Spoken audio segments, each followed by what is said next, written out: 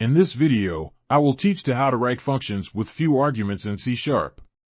As a programmer, it is important to strive for testable code, and one way to achieve this is by limiting the number of arguments in your functions.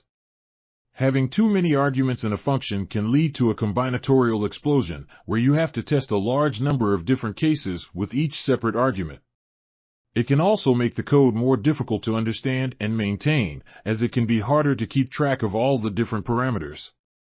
In this video, you will learn how to write functions with few arguments in order to create cleaner and more maintainable code. By following these best practices, you can make your own life and the life of your colleagues easier, as well as improve the overall quality of your code. Stay tuned to learn more about writing functions with few arguments in C#. It is a best practice to limit the number of function arguments in C# to 2 or fewer. This helps to make testing the function easier and avoids the high effort that can occur when testing multiple cases with multiple arguments. 0 arguments is the ideal number, while 1 or 2 arguments are acceptable.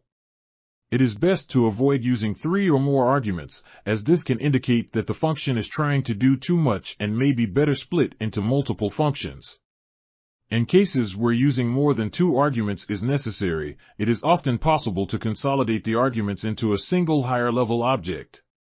Overall, limiting the number of function arguments helps to create clean and maintainable code that is easier to understand and test.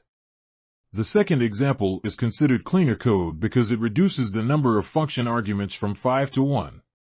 Having fewer arguments makes the function easier to understand and test, as there are fewer variables to consider. Additionally, the second example follows the principle of encapsulation, as all of the function's dependencies are contained within a single higher-level object. This makes the function more modular and easier to reuse in other contexts.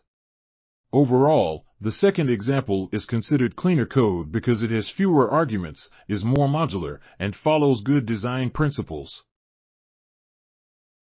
So what should you have learned?